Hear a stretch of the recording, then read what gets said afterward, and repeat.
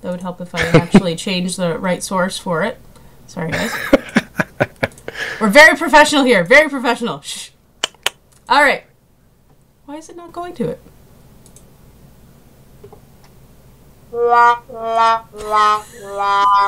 And it's funny because you get the audio from you. Hello, Manpans. Hello, other people. Hello, Juniper. Yeah, don't worry about it. I still have that. It's all right. You don't have to worry. I have a couple, like, 4 today, and then I just have a couple for fun. It works. It works. There we go. We're good now. Okay, perfect. We're good now.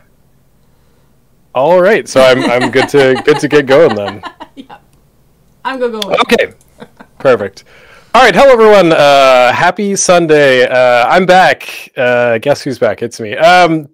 Today I am going to talk to you about audio dramas, and with my presentation. Now, this is what I call not podcasting, audio drama. I'm Nick. You might have seen me yesterday. You're going to see a lot more of me today in this panel in particular.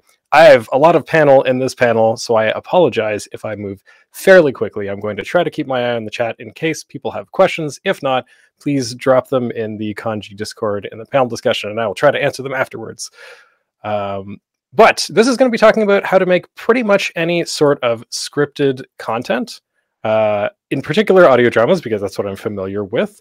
But it's really not limited to that. As I go through the steps, you'll kind of get the idea. I'm going to talk for a little bit, but there's a couple examples here of little segments that I've done. If there's one that people want to hear in particular, let me know in the chat. I'm going to keep talking, and then I'll see what people have said. If not, I'll pick one at random.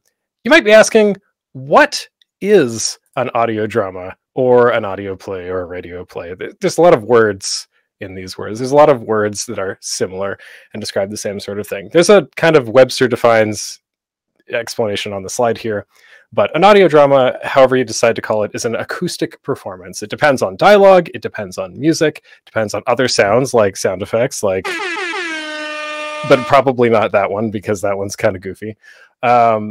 And in the past, it probably would have actually been on the radio. It would have been a live performance with sound effects and everything, and it's wild, but they did it. In modern day, these are usually podcasts. You may have heard of a couple of these before. I've been out of the loop, but there's Wolf 359, which is, I believe, a science fiction podcast. Welcome to Night Vale. But all the examples that I have today are from stuff that I have done. Most of the stuff we talk about is in my experience, is an audio drama, but it probably applies to pretty much any large production. If you want to do animation, if you want to do video, there's going to be stuff that I don't include, like all of animation and all of filming, but a lot of it will still be relevant. I'm going to skip over, for the purposes of today, why you might want to start an audio drama, because if you're here, you presumably already want to do that. If you did need some reasons, you can bring stories that you write to life.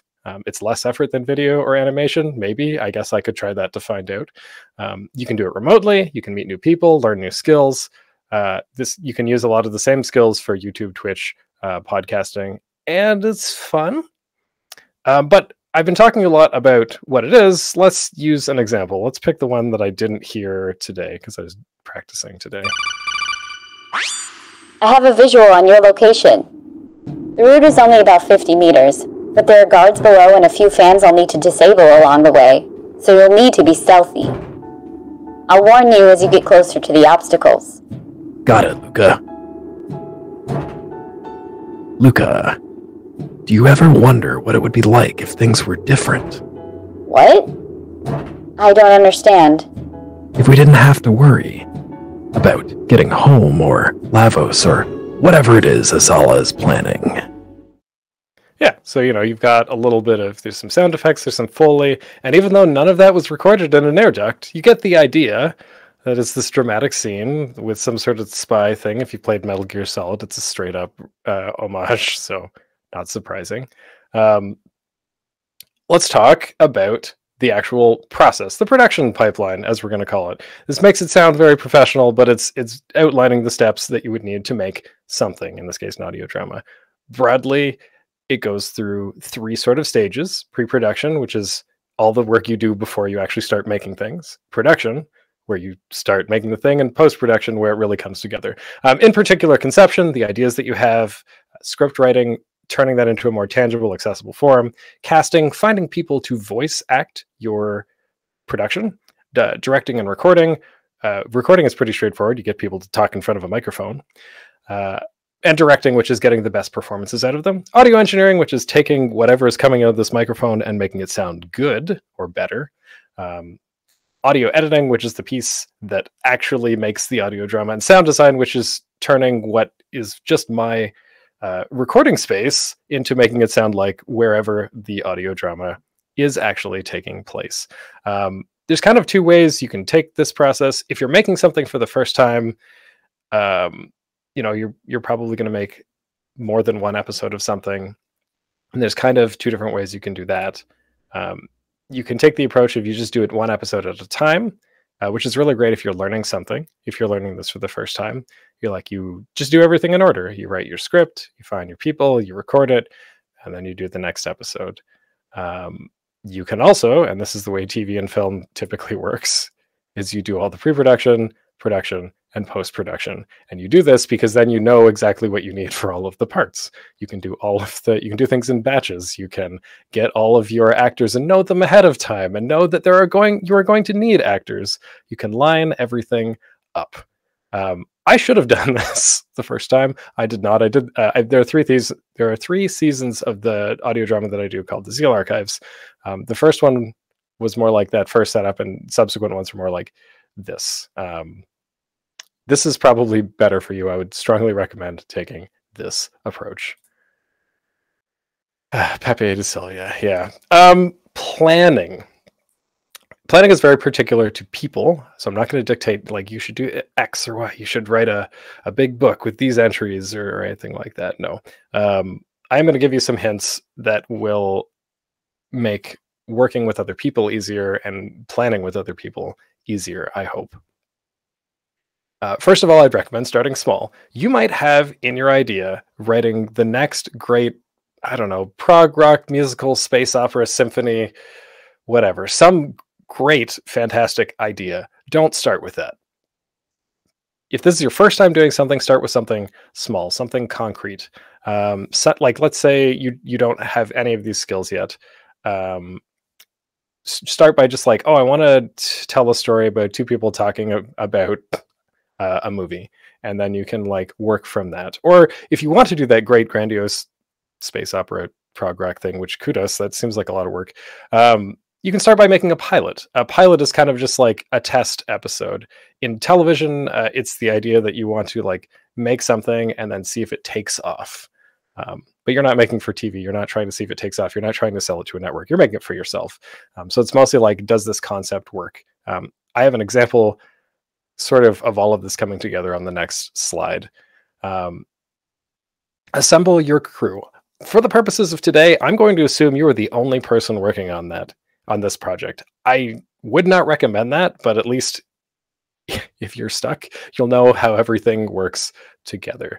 But you really ought to get other people to help you out. There's lots of different roles: editing, casting, directing, acting, and it's way easier to do something like this if you have a team of people to help you out. Story Bible. This sounds like a big thing. If you've ever played Dungeons and Dragons, you might have like had a bunch of notes compiled as a dungeon master, as a game master, to define your world and stuff like that. You can do that. You can absolutely do that. But at a minimum, you probably just want a little document that outlines a couple of things. Oops, sorry. The scroll wheel is on the wrong part here.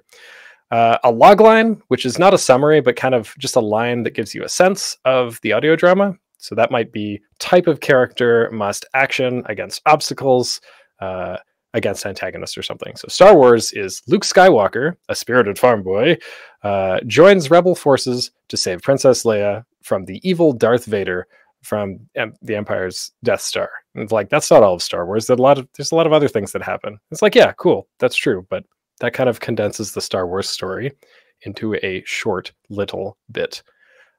Setting. Where is this happening? Steampunk, past, future, sci-fi? Any sort of information here is useful. Characters. Who's in your story? The antagonists, secondary characters. Just write a sentence about them. Even if your sentence is kind of reminds me of Doc Brown from Back to the Future, or is really goofy. Just something so that later on when you're writing, you have something to come back to. And the most important part is the outline, which is, do you know where the story is going to go? Do you have any idea? You probably should have some idea. Other things you should think about when planning is your constraints. How much time do you have to work on this? Does not take a small amount of time, depending on what you want to do. You may have things that you need to acquire ahead of time. You might need a microphone or other equipment. Take that into consideration and just take things slowly. This is an example of the show Bible. I didn't write it in the same format, but this is what I wrote when I started the show. And so the show is the Zeal Archives. It's loosely storied. It's supposed to be fun. It's about something that I'm passionate about, Chrono Trigger. There's like a rough story outline, and I have some ideas about how I want the season to end.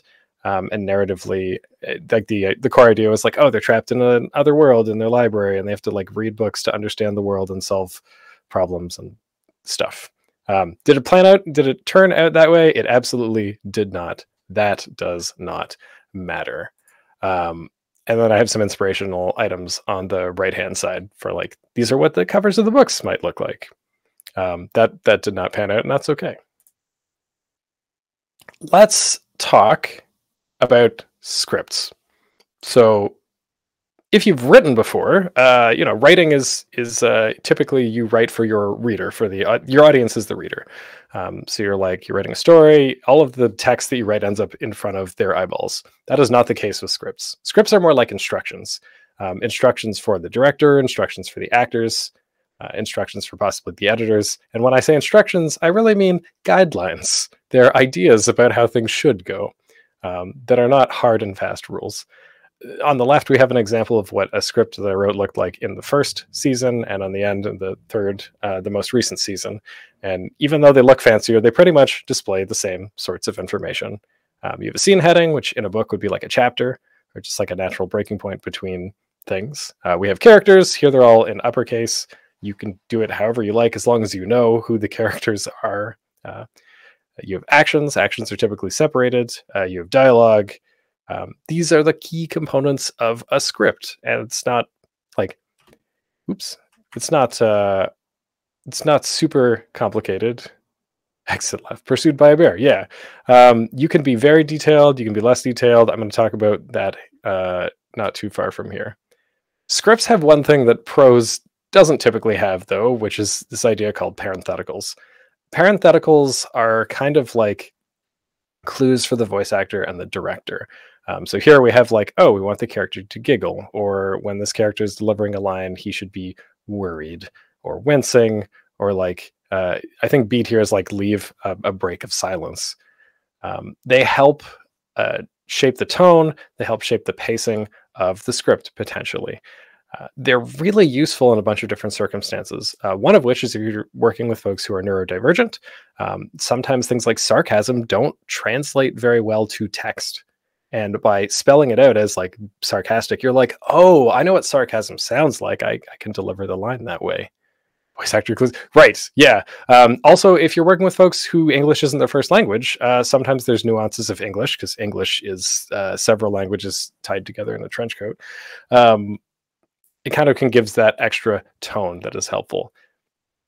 Lastly, as far as parentheticals being useful, they're great if you're working remotely. A lot of the way that I record the audio drama that I do is I ask people to send me the lines and then I review them. I'm not directing like they say a line and I'm like, okay, could you do it more X or more Y?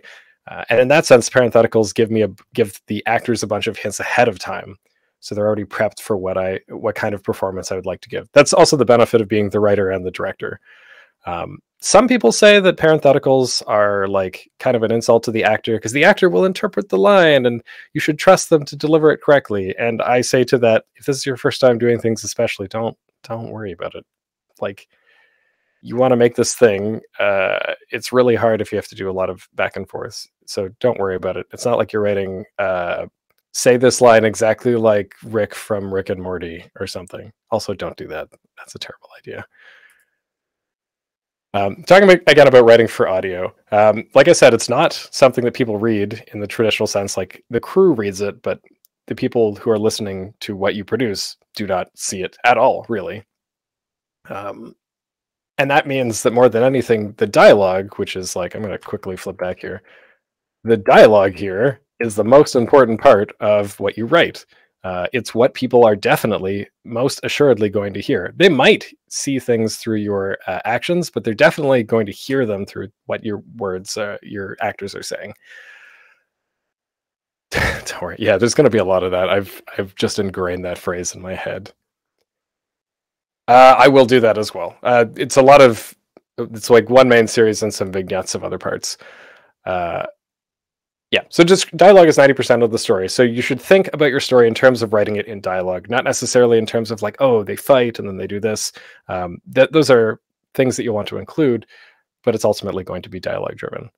Even though most of it is dialogue, you still want to write descriptive text because that helps to shape the world. That's what the director and the actors are going to use to understand what their characters are doing, because they're not just going to talk at each other for a whole episode. I mean, actually they are, but if they were really in a physical space, that wouldn't be what they were doing. There's this idea in writing called show don't tell, and there are some limitations that you butt into in the audio drama world. For example, let's say you wanted to convey that one of the characters in your story is blind. If you're writing, you can literally just tell that. You can say, Susie is blind. You can also say that when you are doing your audio drama, but in writing, what you might do is you could say something like, Susie felt for the bench with a white cane. And that shows that maybe there's something going on there, but it doesn't explicitly tell the person, the audience. In audio drama, you can't always do that. There are some things that are really hard to convey without straight up just saying it. And sometimes you have to cheat in that regard. In order to do that, sometimes you can get away with it. Like if you are doing a science fiction story, it's very possible that one of your characters literally has no idea what is going on. It's like, yes, we use the flux capacitor to do this. And then the character, that's really hard to show. But two, your character can ask, how does that, like, what is going on here? And then the other character can describe, because the character in that case is kind of like a stand-in for the audience. Suffice to say, though, there's some situations where you have to cheat. If there's a big fight, you might have to, abridge it so that there are indications like you can do a couple punches and then you like cut to dialogue or something like that. And lastly, keep characters active. There's nothing worse than having two characters just talking in a room and nothing else happening. Just, if that's your vibe, if you want something that's more like a podcast, you can do that. But you can do a lot more to build up the world if you do things like add ambient noises. Maybe the characters are walking somewhere. That gives you an opportunity to add details. Like if it's a steampunk world, you can have like the hissing of different pipes going off. You can hear like clip clop of hooves or of wheels or gears or something.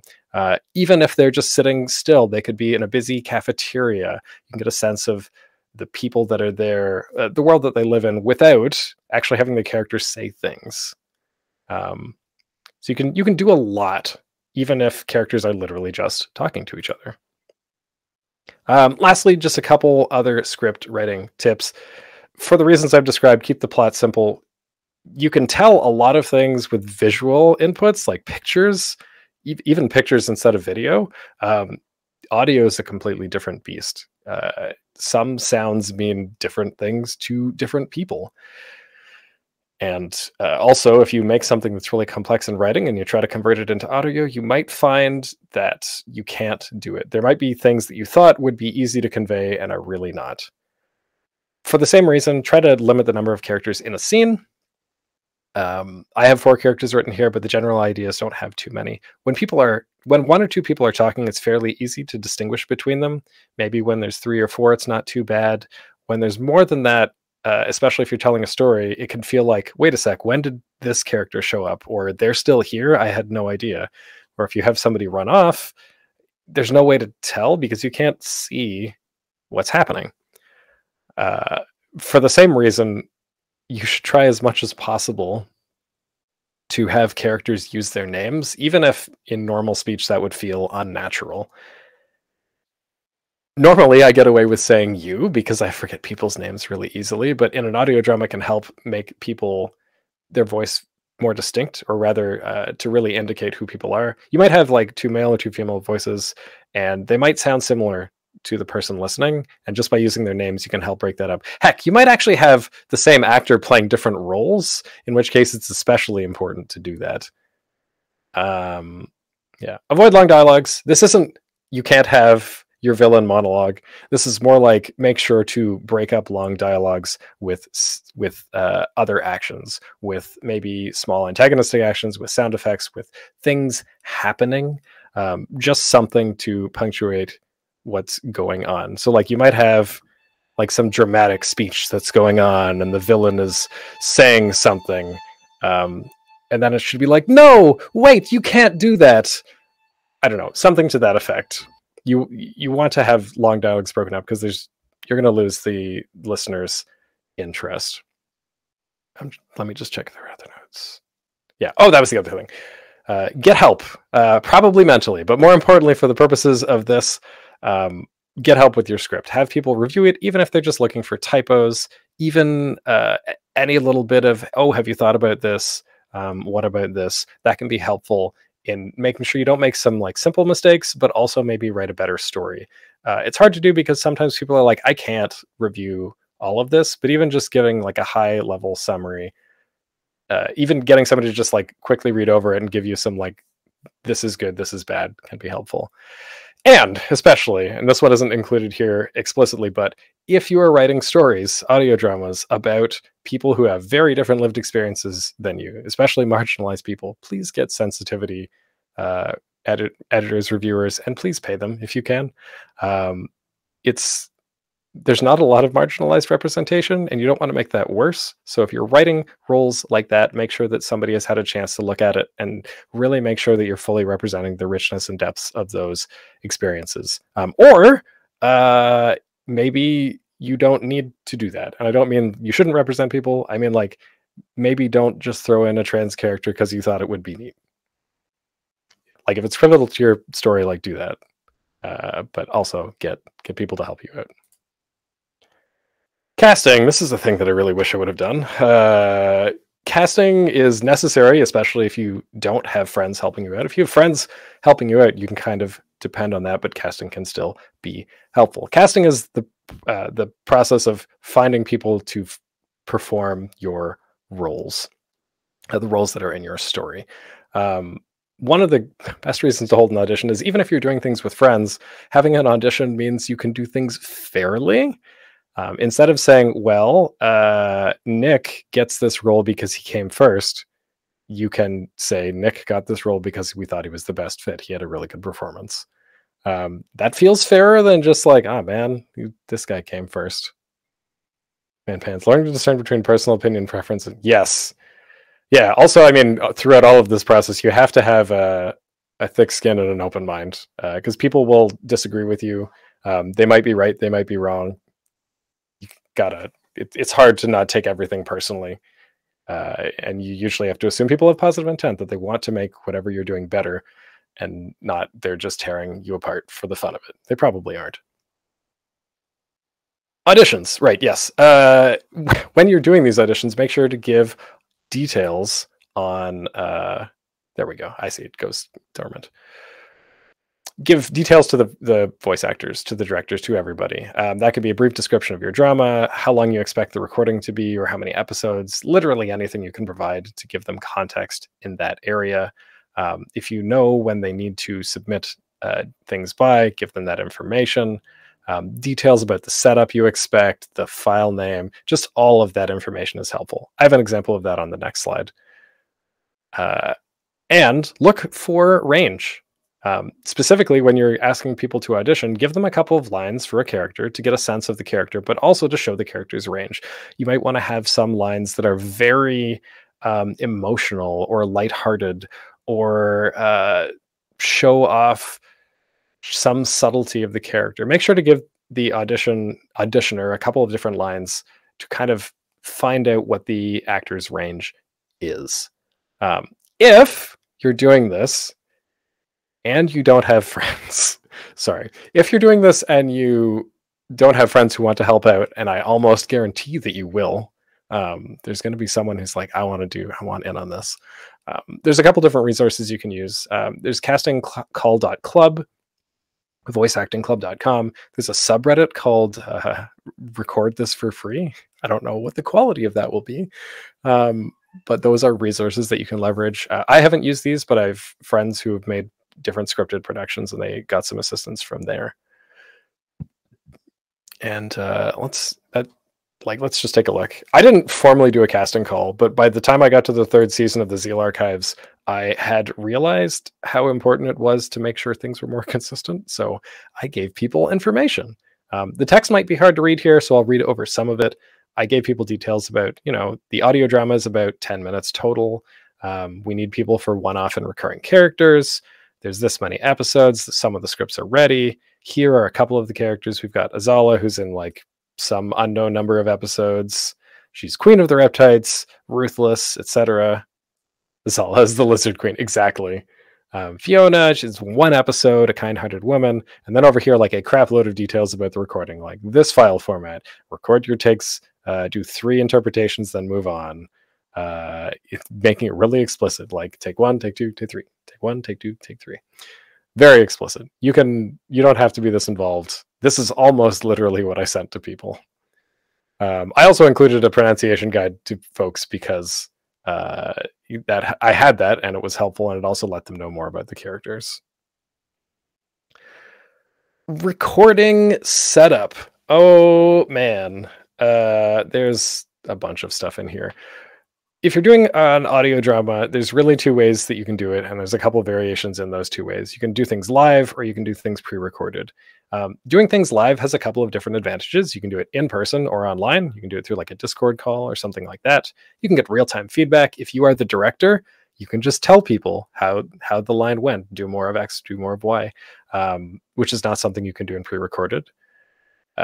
You can play off of other actors if you manage to get everybody in on a call. Like if you're doing a stream and you're all voice acting a bunch of different characters there, you can riff off of them. You can improvise. You can say, oh, I really like that. That kind of feedback that you wouldn't get if you're just doing a one-on-one session or doing pre-recorded. And if you're recording in a physical space together, you have a consistent recording environment, which means whether or not things sound great, 1, you can improve it, and 2, it's always consistent, something that I'll talk about more as we continue. You can say, don't worry about it. Okay, I won't. Yeah, exactly. Unfortunately, some of the downsides to this are you have to schedule and have time for this. Even if it's just one-on-one, you have to find a time that works for both the director and the actor, or director and actors. If you're doing with everybody, you have to get everyone together. That can be a lot. If you have a bunch of people working together, you're on your stream, people can be distracting. People can make those riffs, and you're like, actually, people, we're here to do something. We're here to do a job. So that can be problematic. You can also record. I have a note here that's expensive. That's mostly if you're doing things in a studio, and I don't think that's realistic for most folks. So we're just going to not worry about that. Pre-recorded, on the other hand, is very flexible because what happens is you ask someone to record lines, they send them to you, you either like those or not, and then you ask for feedback and go back and forth as needed. It's very flexible. You don't need to depend on people's schedules other than please get things to me by date, whatever. You don't need to have the director and the actor in the same space together. And you don't need to coordinate. That's great. The downside being you can only really do that online. Some people really value the face-to-face, and the feedback loop is potentially much longer. I mean, you might end up waiting for a recording, or you might get a recording and then wait for feedback. It's kind of like a weird trade-off. Whoops, I accidentally hit the keyboard. The third thing you can do, which is what I mentioned earlier, is you could do things how they used to do it and do things live and have sound effects and everything queued up. And just good luck if you want to do that, because doing everything in one take, like a theater production, wow, that's just wow. That is a level of commitment that I cannot do. I make way too many mistakes. I mean, I did theater in high school, but that's not really much. Recording. In podcasting panels, I usually go at some length about recording. We're going to just cover the high level notes here as far as audio dramas go. Most important one that I would say is being consistent. It turns out that audio quality is, even if you're doing video productions, is probably more important than the video. People will accept lower quality audio as long as it's consistent. That doesn't mean it can be bad. Like, you can't be talking and it's like, sorry everybody, how are you doing? Like, that's terrible. Do not do that. But if it's consistent, it's like a little bit off, there's a little bit of reverb, people are not going to be upset. It's more important that it's consistent. You can always do a Zoom recording combo. Yes, sorry, there's something called double ending, which I would talk about on the podcasting panel, but we don't have time for that. Oh, believe thrilling adventure error manages. Wow, yeah, it's like another level. You'd really have to rehearse that. Being consistent is important. Soften hard surfaces. This one's pretty easy to do. Hard surfaces create reflections. Your voice is a sound. The sound is a wave. Waves bounce off of things. Reverbs are like little tiny echoes, and they're really hard to remove from recordings and have it sound good. One way you can prevent that is to have soft surfaces. I am in a room that is filled with hard surfaces. There's a hard wall behind this curtain, but the curtain helps to prevent things. I have a carpet on the floor, which helps prevent things. But even if that didn't work, I could take this microphone and I could put it in a little box, and I could put foam on the box, and then that would help because all of the audio would go into the box and then kind of get dampened. Or just cover your entire recording setup with a blanket. It seems stupid, but it works, as long as you don't mind being very, very, very warm. Other things about recording: pop filter. That's what this. I'm going to tap the mic. Don't tap the mic. Well, tapping the pop filter. It's a little piece of fabric that sits between you and your microphone. It helps to prevent things called plosives, which are like popping sounds, and they sound terrible when you don't have a pop filter. You can buy them. They're fairly inexpensive. You can make them using a wire coat hanger and nylons, which, sure.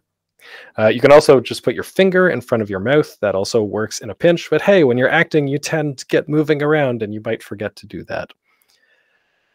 I have two other notes here that are, I think, important, but like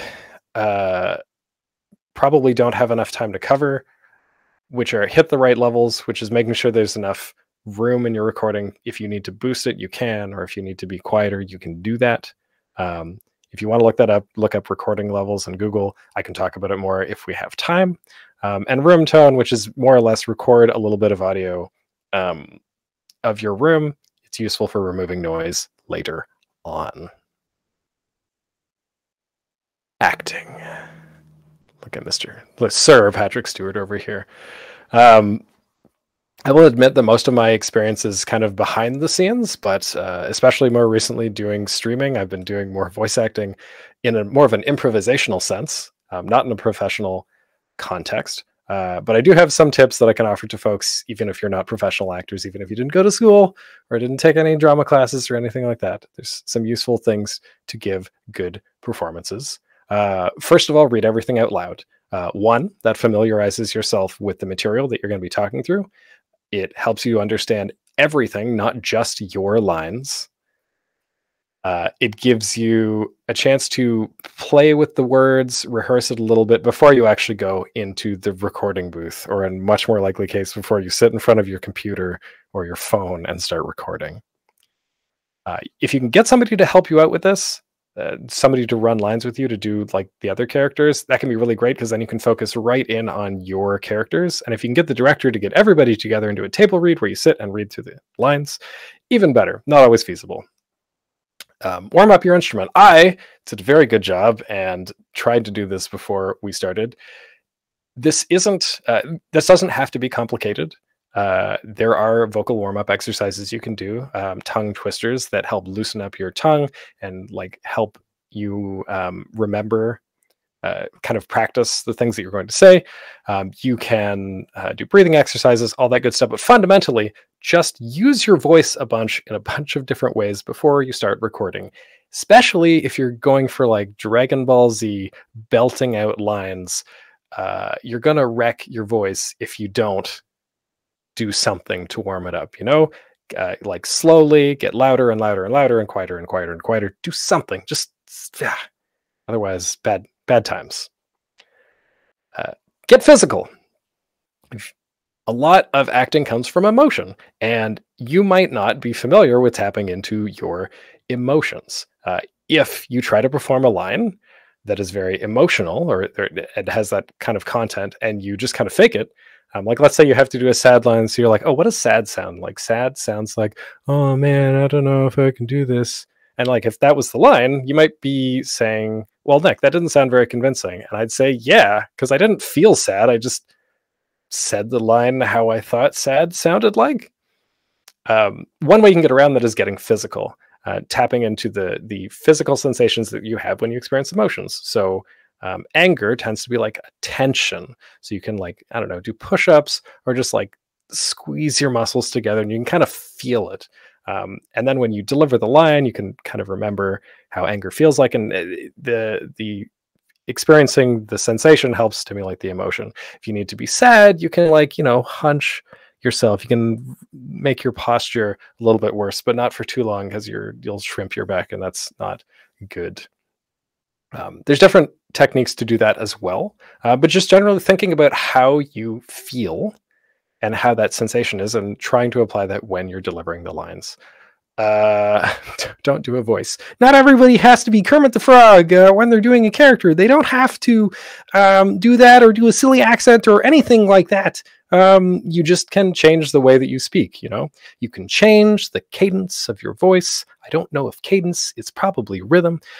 You can take your voice and just bring it up a little bit and make it a little breathier or something like that. Or, as you saw in the beginning, when I gave the example from the Metal Gear, you can just take your voice a little lower and add some vocal fry into that. It doesn't have to be complicated, because your voice is a complex instrument. It has a lot of range without doing Kermit the Frog. Yeah.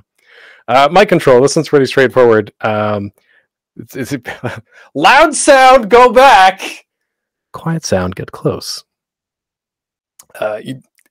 That's more or less what it is, and also being aware of where you are in relation to the mic. I have my mic set up so that I generally don't bump it, except for the pop filter. But like, you also don't want to bump the mic while you are recording. Reference lines are super useful if you can have them. A reference line is, here's a recording of a past version of you, and we are going to use that to bring yourself back to the voice.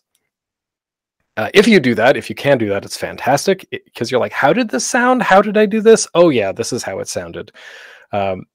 This isn't the case with The Simpsons, but you can think of it in The Simpsons. If you've heard Homer in very early seasons, he's like, let's all get some frosty milkshakes or whatever. And then later he's like, woohoo! And they're very different voices. The problem there has nothing to do with reference lines, but you can prevent things like that if you had a reference line. And obviously hydrate, a thing that I and everyone else should be doing.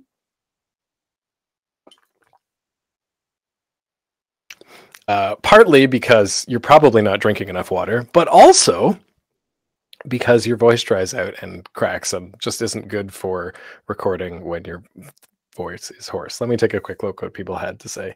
What if you need to be Hifumi? Well, if you need to be Hifumi, then that's what you gotta do, Dan. Manpan says, I have a voice acting teacher who says anytime he knows it's going to be an intense session, he books the next day off. Yeah, that makes sense. That makes a lot of sense. Fortunately, I have not had to do that, but also it depends on your scheduling. Directing. Again, most of my experience has been in kind of the pre-recorded environment, but directing is about getting the best performance out of your actors. If these are your friends, if these are people who you are not paying, you should be especially kind to them. So this isn't an opportunity to criticize people. It's like more of an opportunity to try to coax a better performance out of them, or accepting that you've got the best that you think you can get. Biggest part, if you are not the person writing everything, do your homework. Read everything that there's available, story bible, script, etc. If this is based on something, read about that thing. You want to come into the world understanding as much as you can, so that when you hear your actors perform, you have a sense of how you want them to sound or behave or things like that. don't be afraid of improv. Sometimes the lines as written do not work. I've written lines, and then when people recorded them, I was like, wow, why did I do that? That sounds stupid. That is not a good line. And then have to change things after the fact, which is hard. Also, sometimes your actors can have great ideas that you didn't think about during the writing phase. They might say something that's so dang funny that you just have to keep it in somehow. That is especially the case with if you're doing something in a live environment like streaming. Don't be afraid to give direction as the director. That's kind of your job, but also even if you aren't a director, there's some things you can do. You can ask for like, oh, that sounded great. Could you put the emphasis on this other part of the word? Could you try to be a bit more cheerful in this part of the line? I was thinking maybe it's more like, this reminds me of this character. Could you try to give me a take that's like that? Most actors are going to be like, yeah, sure. That sounds like a great idea. Let's try that. The feedback is usually welcomed. So that isn't something you should be afraid of. The one thing you shouldn't do though, is say, I need you to deliver this line like this, or like, actually, I thought that you should say blah, blah, blah, blah, blah, blah, blah, blah, blah, blah, blah. And like, you're like, could you just do that for me? Like, you don't want them to parrot what you're doing. You should trust them to perform the best they can. Keep up the pace. Part of your job as the director in this situation, but also later the editor, is how quickly people speak. So something might sound great when you're recording, but it's actually dreadfully slow. And you're like, why did we let this go? I should have caught them sooner. Hey, 7 Deadly Streamers, how are you doing? Those are the big ones. If you're doing things in a pre-recorded environment, there's some additional things. You can technically do these in regular recording in a live environment too, but I think they're super useful. There's this idea of a series of 3. So when somebody's performing a line, get them to do 3 different takes, an A take, a B take, and a C take. That way, especially in a pre-recorded environment, you're like, if one of these didn't turn out, I can pick one of the other ones. Maybe one of them sounds better. It gives the voice actor a chance to like play around with the line. It's like, oh, this one I was like super energetic. This one, it was more subdued. This one was just like, was wacky. Not to say that they're wildly different personalities or whatnot in the takes, but that you can take the instructions and just tweak them in a different way.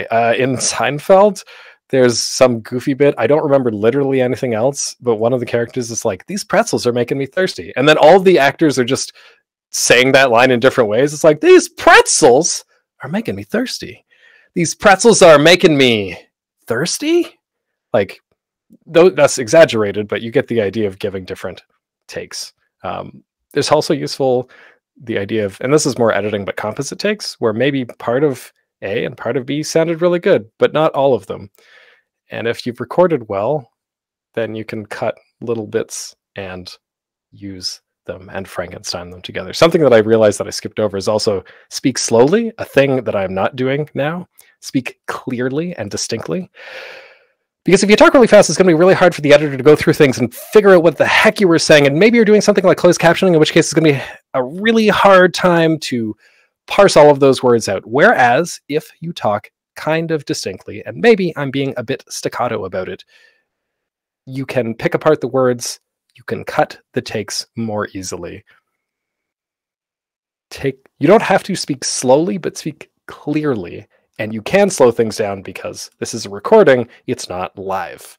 You can record, you can go back, you can change things. That's what I forgot to mention.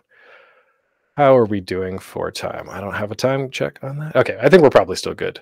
Audio engineering. This is like the step before we get to do the fun stuff, of which is like 3 slides out of this 25 slide presentation.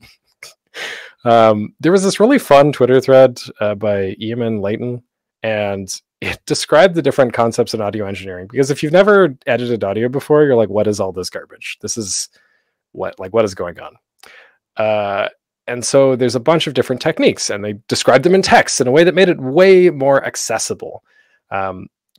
So as an example here, you have, this is how your voice sounds, and this is what the machine does. So describing them in words, compression reduces the loudness of things. A limiter is a special case of that prevents the volume from exceeding a certain, or prevents the waveform from going above a certain volume. Noise gates cut out sound below a certain threshold. I probably could demonstrate. There's a little bit of background noise here, and you can't hear it because I have a noise gate applied to the microphone. Normalization brings all of the audio up to a particular level. DS's remove S's. It's shocking, I know. Reverb is that echoey sound. Actually, that's the one thing I can demonstrate. This might sound horrible. I believe I have the mixer already set up to do reverb. But reverb is not quite an echo. It's like a distortion. It's like a mini echo. It's what you do when you're a ghost. Yeah. Echo is more apparent. Everybody's like echo, echo, echo, like very distinct. There's like a mathematical distinction between those two things, but you know what they are. EQ makes things sound different. It's the kind of thing where it can sound like you're hearing yourself over headphones or like a car speaker or a voicemail, all of that stuff. And mastering is magic. Don't worry about it.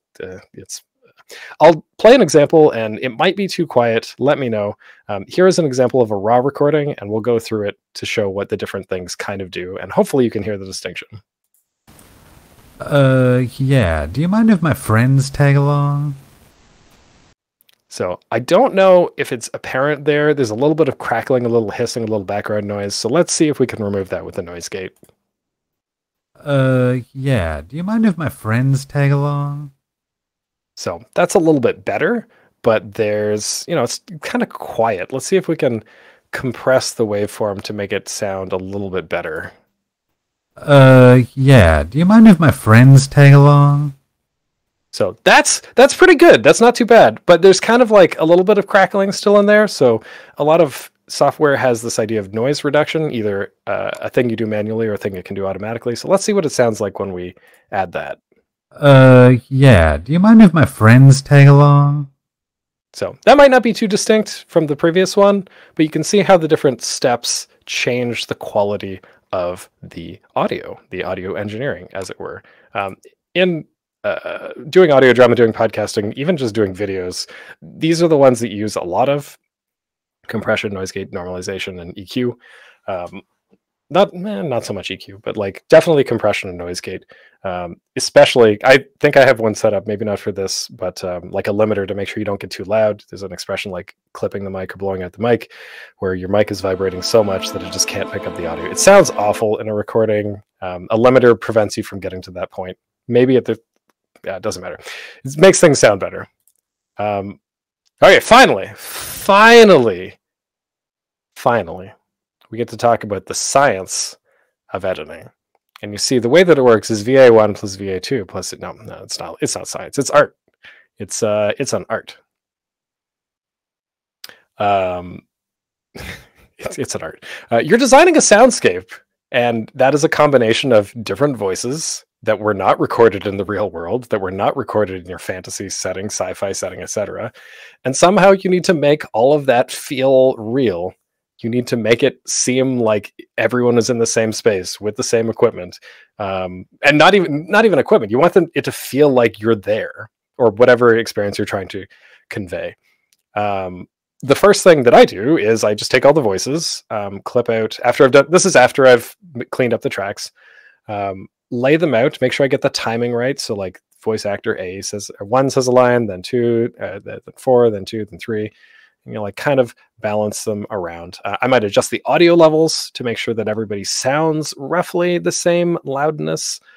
This is also the chance to add any effects to kind of fit things into the world to the voice. Not sound effects like, you're wondering how I got into this situation, but effects to give different sense of the scene. So I have a couple examples here. So we have a raw example. Humans have had this planet for too long.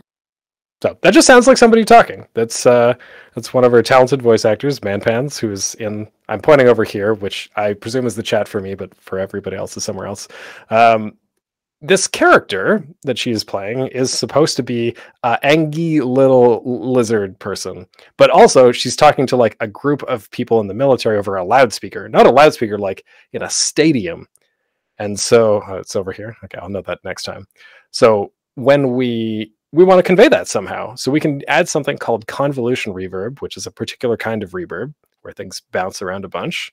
maybe do a little bit of pitch shifting to make the voice deeper. Not because the original performance wasn't good, but because we want it to sound a little bit unnatural. And we can use the chorus effect and maybe like make it double it up a little bit. So let's see what that sounds like. Humans have had this planet for too long.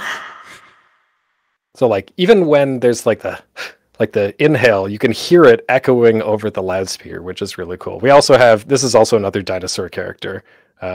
Ooh, it tickles. So like that just sounds like whatever, but let's try it again with a pitch shift. Ooh, it tickles.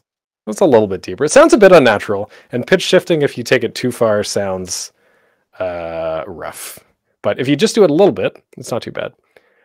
Dan is involved in this. That was not Dan. I think that was me filling a line in for Tricky, who did most of these lines, but I was missing one, and I didn't have time to get another recording. After that is, I think, where some of the more fun stuff gets to happen. It's all fun, but I think it's slightly fun. Is the part where I usually add sound effects to kind of hint at and punctuate different things. Sound effects are your way of telling people what is actually going on because you can't see anything at all. If, for example, you're like, oh, we're at a farm, well, let's add some farm sound effects. Let's add cows and chickens. But you don't want those going constantly. You want to kind of have a couple sound effects to establish the scene and then maybe put a couple in the background. If somebody's walking around, you want to add a little bit of Foley so that people understand that you're moving, but not so much that it's distracting. Foley is like a particular kind of sound effects that's more like everyday sort of stuff. Sound effects are like the goofy, and I'm going to do this again. Or like it's that kind of stuff. There's also things called ambience or room tone or drones that kind of are a bed that sound sits on top of. I think I have one of those here. Yeah, spooky. So hopefully you can hear that. It's like whew. And that just sits underneath everything. Is a Blue Yeti good for doing voiceovers? Any microphone can be good for doing voiceovers. I think it has a lot more to do with, I should stop this. It's going to go for a while. Any mic can be good. It's more about, I think, your recording environment than anything else. So I'm going to play out a scene or part of a scene and we're going to layer it together. So we're going to start with some Foley. We got fabric tearing. You're like, okay, whatever. That doesn't sound like much. Some sort of metal collapsing. Now we got crickets. You're like, okay, cool. It's like some sort of scene. What happens when we take all of that, layer it together, and add the vocals, and maybe even doing some panning to give the sense of motion? So let's put that all together. Sorry, Robo.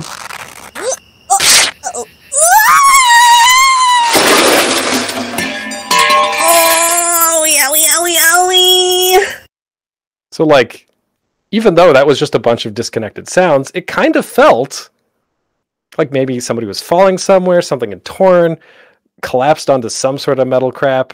It kind of worked. I think it worked. I made it. I'm a little bit biased. The last component usually is adding in music. And the reason is because music can be really powerful. I just remembered I have some resources for sound effects if people are looking for them. I can post them later. I don't have time to get to them right now. Also, make sure to pick music that is property licensed that you can use. Usually royalty free is good. Same thing applies to music. Music can help change the mood of a scene. It can also be overpowering potentially. It can change the pacing of your audio depending on what you use. I have a couple examples here of a scene with the original music and with a different set of music, and you can kind of see how your selection of music, how you score things, can change how the scene feels. These dust storms have gotten a lot worse ever since the Mystic War. So like you can hear there's like some wind blowing, fire crackling, and a performance, and it sounds fine. There's like obviously it's supposed to be like an emotional bit. But what happens when we add some music? These dust storms have gotten a lot worse ever since the Mystic War. Okay, so now it's like kind of melancholy, and you're like, oh, I wonder what's going on there. But what happens if we use a different piece? And this is also music. It's piano. It's not a different instrument. It's like just a different piano piece. These dust storms have gotten a lot worse ever since the Mystic War. So it's like the music is moving at a faster tempo. It's more tense almost. Maybe that's what you want. Maybe it's not. But it changes how things feel. If you're looking for music, you can use Overclocked Remix, which is a site that makes remixes, or that has remixes of video games. You're like, oh, but Nick, I don't want video game music. Well, it turns out a lot of video game music covers a wide range of real world music, and it doesn't all sound like beep boops. Some of it sounds like that. It sounds like dramatic piano pieces. It's harder to find because you're going through random games, but you can think of the games that you like, and kind of find pieces from there potentially. You can also search on YouTube for like royalty-free music, like an audio drama subreddits, that kind of stuff. A lot of video game music is incredible, yeah. And if you've done all that, you're done, right? That's everything. That's how you make audio. No, well, maybe not. There's still other things to do after this. There's promotion, launching it, social media, all that stuff. We don't have time for that today. And also that is definitely its own panel. Promoting your stuff is its own panel. Do promote your stuff though. So I will just leave folks with a couple final tips, which is prepare for the long haul. It's a journey. It's not a sprint. It's a lot of work to make something like this. I have a spreadsheet that maybe I'll take a screenshot of and post in the Discord. It's a lot of work, so pace yourself. Know that it's okay if things are rough. Perfect is the enemy of done. Not everything's going to work out. You might have ideas that worked in writing, don't work in recording. People might forget to record lines.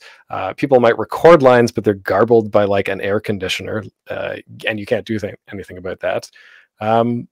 Just adapt, overcome, survive.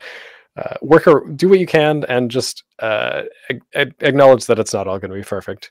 Keep a backlog. If you are releasing on a regular schedule, record a couple extra episodes so that if you don't feel well, if something bad happens, you can just drop that in instead of doing what I did the last year, which was panic every month as I struggled to get the episode done by the end of the month. Have fun. If you're not having fun, why bother? You have one life to live. You should enjoy it. I find this a lot of fun, but if you don't do things that make you miserable. And lastly, embrace the cringe. It doesn't matter if other people like what you do, what you're making. What's important is that you like what you're making. It doesn't matter if other people think it's like, oh, you're making basically an audio drama fanfic about Chrono Trigger. I'm like, yes, it is great. Please listen to it. But also, if you don't like it, like, why would you? It's just like having fun. Like, you should make things that you enjoy. There are probably people that will enjoy it as well. But you're like the first audience. There's a strong chance that nobody else will see it. Like being real. So you should make sure that you at least like it. And that's it. I mean, I will take questions in the 3 minutes that I have. I will also leave this up in case people are trying to find me.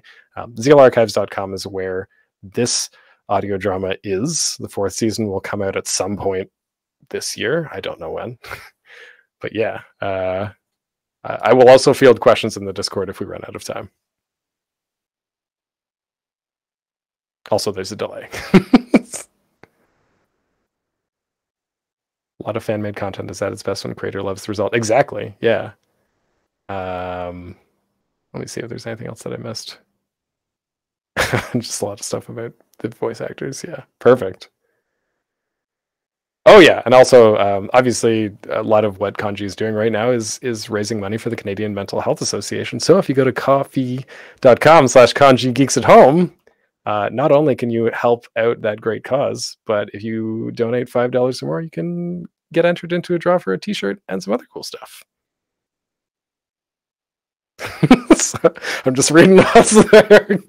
Question, can you tell us about the Race Against Time? I can, in the 2 minutes that I have. The Race Against Time is an annual charity event where myself and a bunch of other folks, usually some guests as well, try to raise money for a fantastic charity, Trans Lifeline, while playing through the greatest game of all time, Chrono Trigger. It's usually 24 hours to try to get it, beat it, all of its endings, and usually give away a bunch of cool prizes. Like, I mean, this isn't what we would give away, but like, you know, maybe it's a Pokemon, maybe it's some other cool stuff, maybe it's Chrono Trigger.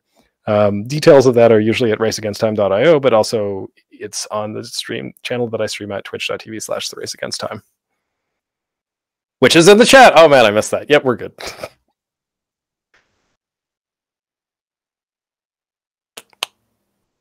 Wait, hold on. Or I could, alternatively, my job is done.